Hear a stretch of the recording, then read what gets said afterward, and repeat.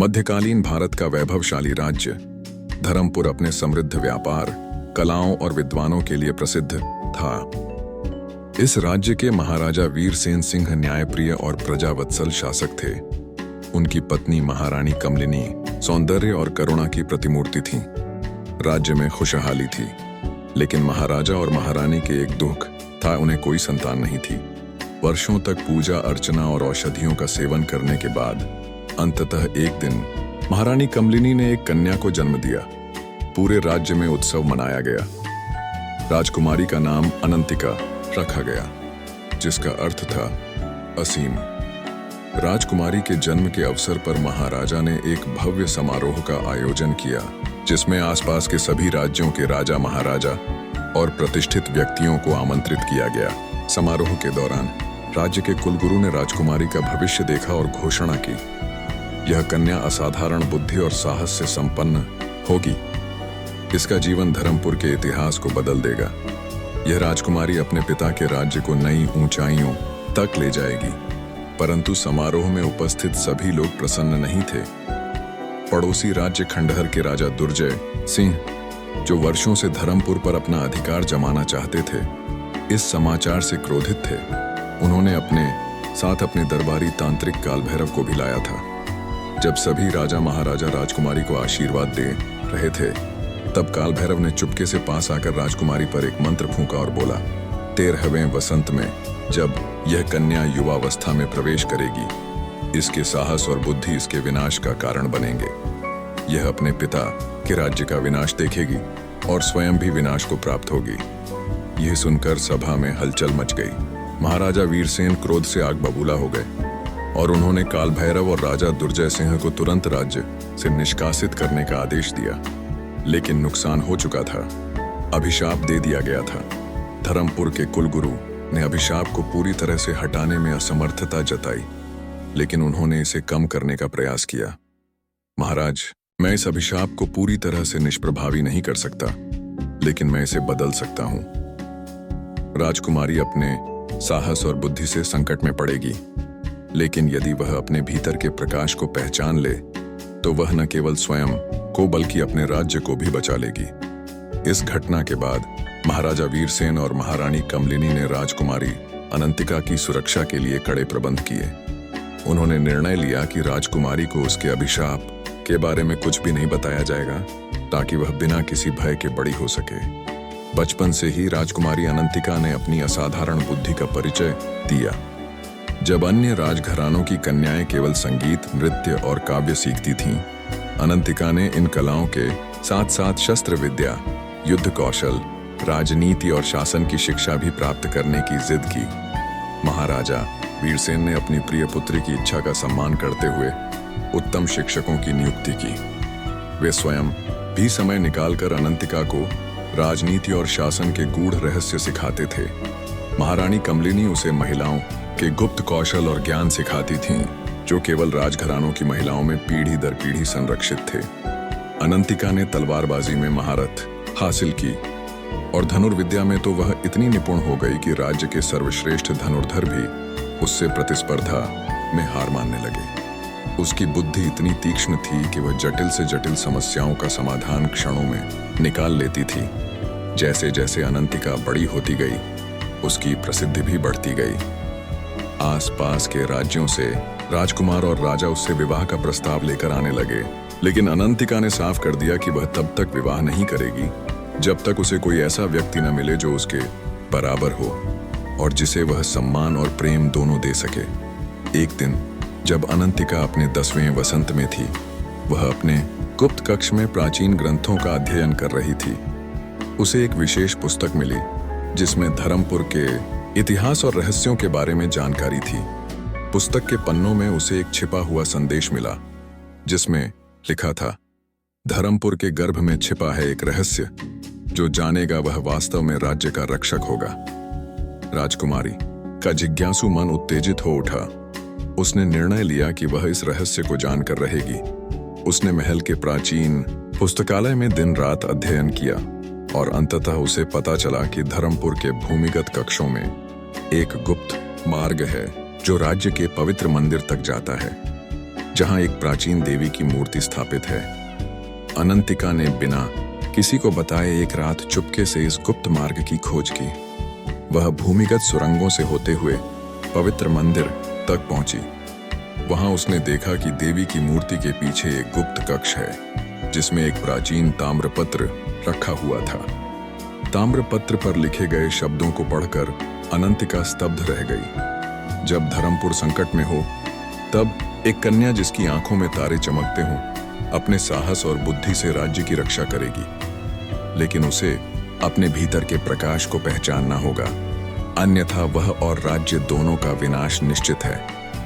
अनंतिका समझ गई कि यह संदेश उसी के लिए है, लेकिन इसका अर्थ क्या है, यह समझ में नहीं आया। उसने ताम्रपत्र को वापस अपने स्थान पर रख दिया और निर्णय लिया कि वह अपने गुरुओं से इसके बारे में पूछेगी। राजकुमारी अनंतिका के 12वें वसंत में खंडहर के राजा दुर्जय सिंह ने धर्मपुर पर एक बार फिर अपनी दृष्टि डाली। उन्होंने धर्मपुर के कुछ असंतुष्ट अधिकारियों और सामंतों को अपनी ओर मिला लिया और महाराजा वीरसेन के विरुद्ध एक बड़े षड्यंत्र की योजना बनाई। इस षड्यंत्र का नेतृत्व महाराजा वीरसेन के सेनापति जयवर्धन कर रहे थे, जो वर्षों से राजा के विश्वास पात्र थे, लेकिन अब खंडहर के राजा के प्रलोभन में आ गए थे। उनकी योजना थी कि वार्षिक होली के उत्सव के दौरान, जब पूरा राज्य आनंद में डूबा होगा, तब वे महाराजा वीरसेन और उनके परिवार की हत्या कर देंगे और खंडहर के राजा दुर्जय सिंह को धर्मपुर का नया शासक घोषित कर देंगे।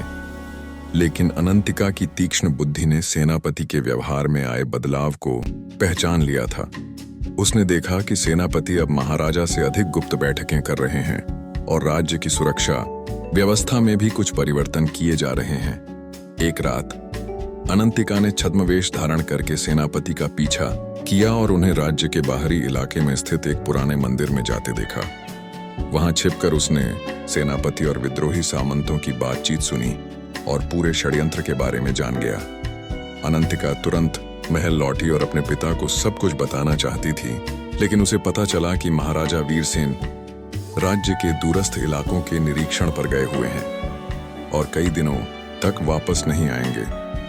होली का त्योहार 2 दिन बाद था और अनंतिका के पास समय बहुत कम था। उसने अपनी माता महारानी कमलिनी को सब कुछ बताया।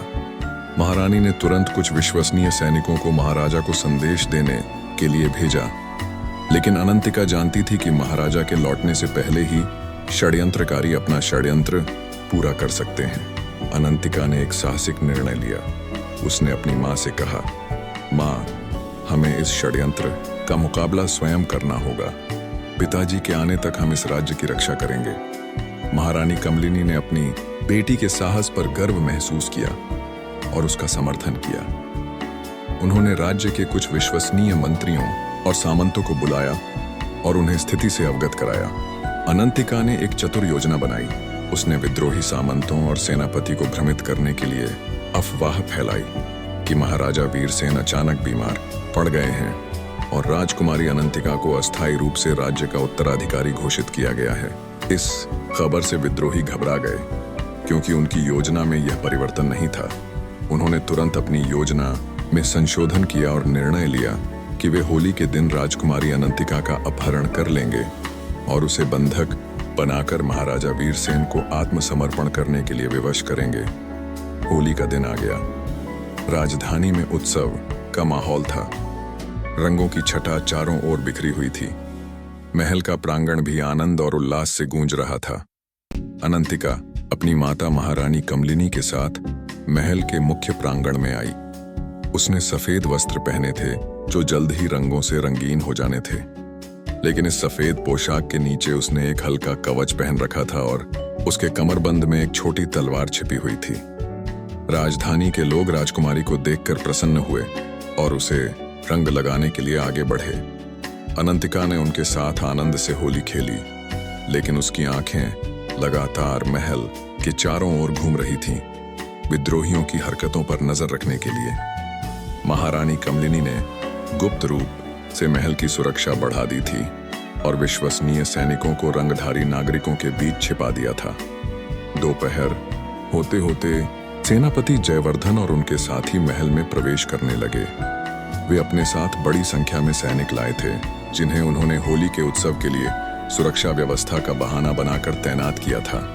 अनंतिका ने उनके आने की सूचना पाते ही अपने विश्वसनीय सहायकों को संकेत दिया। वह जानती थी कि सेनापति उसका अपहरण करने की योजना बना रहे हैं, इसलिए उसने स्वयं को प्रलोभन के रूप में प्रस्तुत करने का निर्णय लिया। वह महल के उद्यान में अकेली टहलने लगी, जहां से वह सेनापति और उनके सैनिकों को आसानी से दिखाई दे सके। अनंतिका की योजना काम कर गई। सेनापति और उनके कुछ विश्वासपात्र सैनिक उद्यान की ओर बढ़े। जब वे पास आए तो अनंतिका ने उन्हें चुनौती दी।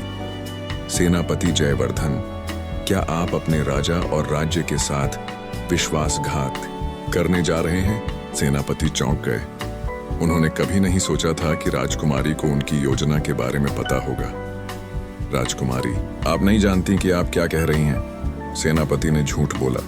मैं सब जानती हूँ सेनापति। मैं जानती हूँ कि आप और खंडहर के राजा ने मिलकर मेरे पिता और हमारे राज्य के विरुद्ध षड्यंत्र रचा है, लेकिन आपको यह नहीं पता कि मेरे पिता पहले से ही सब जानते हैं और वे अपनी सेना के साथ वापस आ रहे हैं। यह झूठ था, लेकिन अनंतिका ने इसे इतने विश्वास से कहा कि सेनापति को संदेह हुआ। वे घबरा गए और अपने साथियों से कहा, हमें अपनी योजना तुरंत क्रियान्वित करनी होगी। राजकुमारी को पकड़ लो। सैनिकों ने अनंतिका की ओर बढ़ना शुरू किया, लेकिन तभी महारानी के संकेत पर छिपे हुए सैनिकों ने उन पर आक्रमण कर दिया। एक भयंकर युद्ध छिड़ गया। अनंतिका भी अपनी तलवार निकालकर लड़ने लगी। उसकी तलवारबाजी इतनी कुशल थी कि उसने कई विद्रोही सैनिकों को पराजित कर दिया। युद्ध के दौरान सेनापति जयवर्धन ने अनंतिका पर पीछे से हमला करने का प्रयास किया, लेकिन राजकुमारी ने उनके इरादे को भांप लिया और एक चतुर चाल से उन्हें चकमा दे दिया। सेनापति, आपने जिस राज्य के लिए वर्षों तक लड़ाइयां लड़ी, आज उसी राज्य से गद्दारी कर रहे हैं। क्या आपके मन में तनिक भी शर्म नहीं है? अनंतिका ने कहा। उसके शब्दों ने सेनापति के मन में कुछ पल के लिए संशय पैदा कर दिया, लेकिन तभी एक विद्रोही ने महारानी कमलिनी पर हमला कर दिया।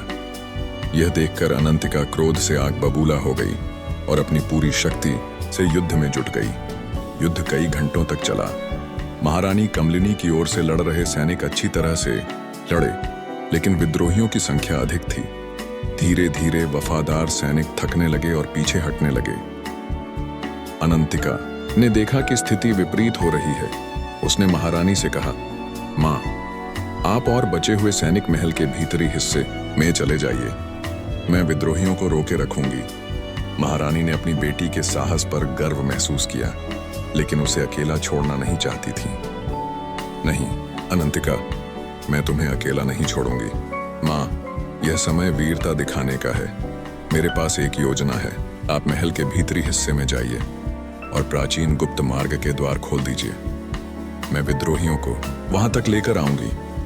महारानी ने अपनी बेटी की बात मान ली और बचे हुए सैनिकों के साथ महल के भीतरी हिस्से में चली गईं। अब अनंतिका अकेली विद्रोहियों का सामना कर रही थी।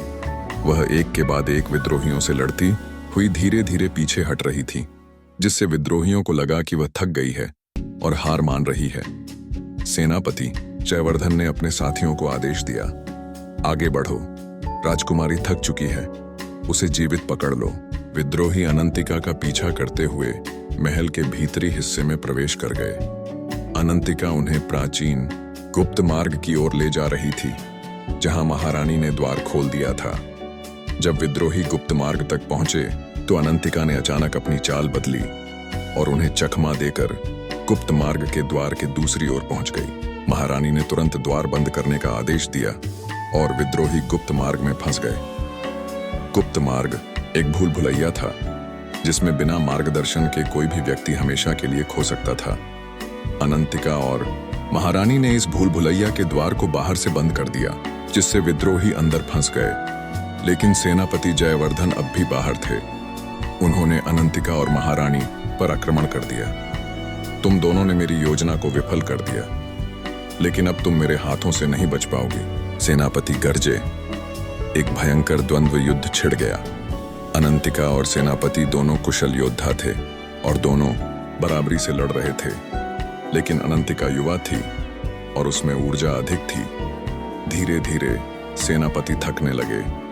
तुमने मुझसे ही तलवारबाजी सीखी है राजकुमारी, तुम मुझे कैसे हरा सकती हो?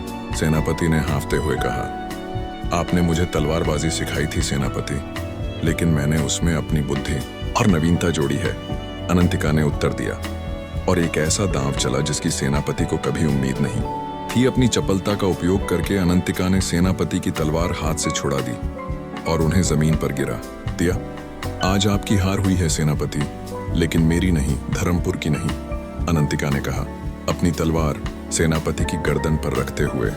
तभी बाहर से शंखनाद और तुरही की आवाजें आने लगीं। महाराजा वीरसेन अपनी सेना के साथ वापस आ गए थे। अनंतिका की आंखें खुशी से चमक उठीं। सेनापति जयवर्धन को बंदी बना लिया गया और बाकी विद्रोहियों को भी गिरफ्तार कर लिया गया। महाराजा वीरसेन ने अपनी बेटी और पत्नी को गले लगाया और उनके साहस की प्रशंसा की। मैंने कभी नहीं सोचा था कि मेरे अनुपस्थित रहने पर मेरी बेटी और पत्नी इतनी वीरता से राज्य की रक्षा करेंगी, महाराजा ने गर्व से कहा। लेकिन यह खुशी अधिक समय तक नहीं रही। जब सारा माजरा महाराजा को बताया गया तो उन्हें याद आया कि राजकुमारी का 13वां वसंत निकट आ रहा है और अभिशाप अभी भी मौजूद है। विद्रोह के दमन के बाद धर्मपुर में फिर से शांति स्थापित हो गई। राज्य में अनंतिका की वीरता और बुद्धिमत्ता की चर्चा होने लगी। लोग उसे वीरांगना कहकर सम्मानित करने लगे। लेकिन महाराजा वीरसेन और महारानी कमलिनी के मन में अभी भी चिंता थी। राजकुमारी का 13वां वसंत आ गया था और अभिशाप की बात उन्हें याद थी। महाराजा ने अपने दरबार में सभी विद्वानों और ज्योतिषियों को बुलाया और पूछा, क्या कोई उपाय है जिससे मेरी पुत्री को इस अभिशाप से बचाया जा सके? कई दिनों तक विचार विमर्श के बाद एक वृद्ध आर्षी ने कहा, महाराज, अभिशाप तो पूरा होकर रहेगा, लेकिन राजकुमारी के पास एक अवसर है।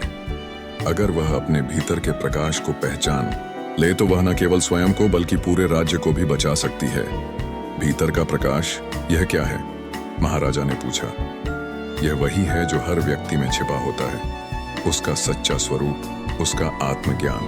राजकुमारी को अपने भीतर झांकना होगा और अपनी सच्ची शक्ति को पहचानना होगा, आर्षी ने उत्तर दिया। महाराजा और महारानी ने निर्णय लिया कि वे अनंतिका को अभिशाप के बारे में बताएंगे और उसे इससे निपटने के लिए तैयार करेंगे।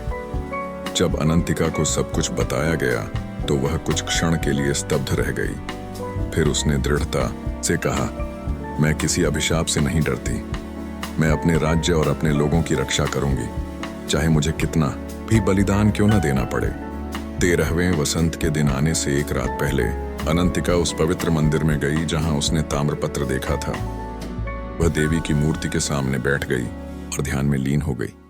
घंटों तक वह ध्यान में बैठी रही, अपने भीतर की आवाज को सुनने का प्रयास करती रही। धीरे धीरे उसके मन में एक आभास उभरा। वह जानती थी कि उसे क्या करना है।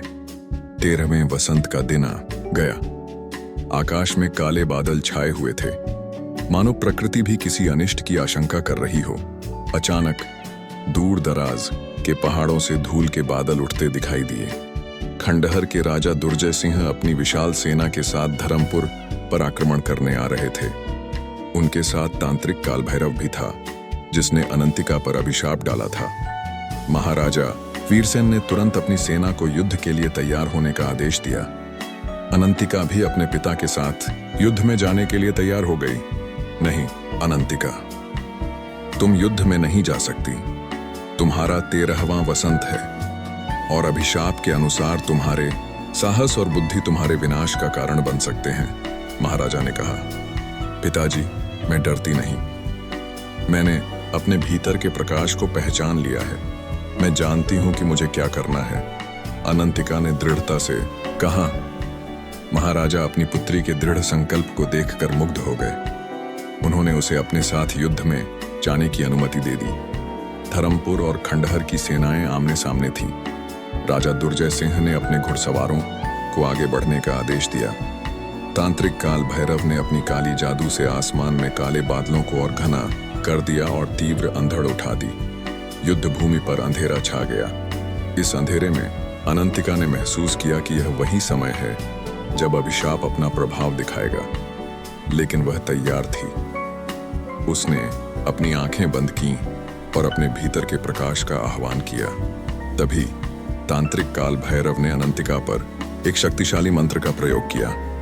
एक काली शक्ति अनंतिका की ओर तेजी से बढ़ी, लेकिन जैसे ही वह शक्ति अनंतिका के पास पहुंची, अनंतिका के भीतर से एक तेजस्वी प्रकाश निकला। यह प्रकाश इतना शक्तिशाली था कि काली शक्ति का प्रभाव कम हो गया। यह कैसे संभव है? तांत्रिक चिल्लाया। मेरा अभिशाप तो अजेय था। कोई भी अभिशाप अंतर्ज्ञान और आत्मशक्ति से बड़ा नहीं होता, अनंतिका ने उत्तर दिया।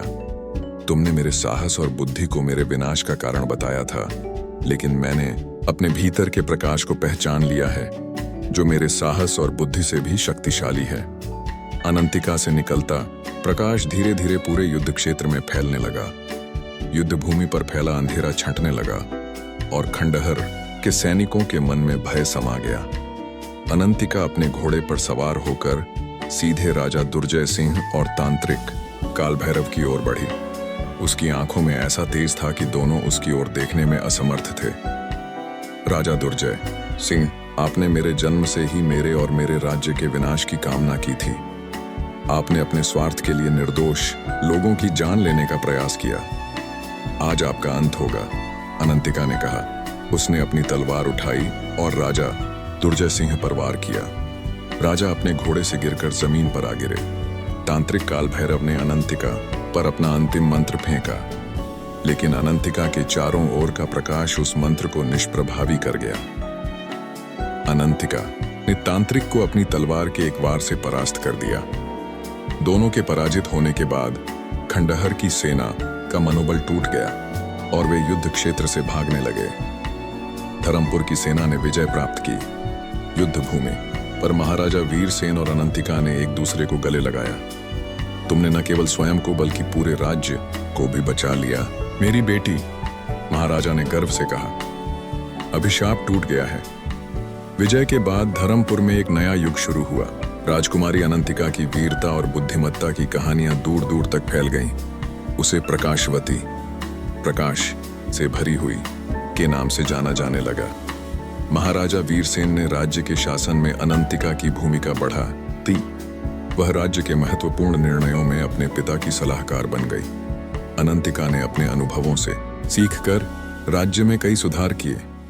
उसने शिक्षा पर विशेष बल दिया और महिलाओं के लिए विशेष शिक्षा संस्थान स्थापित किए।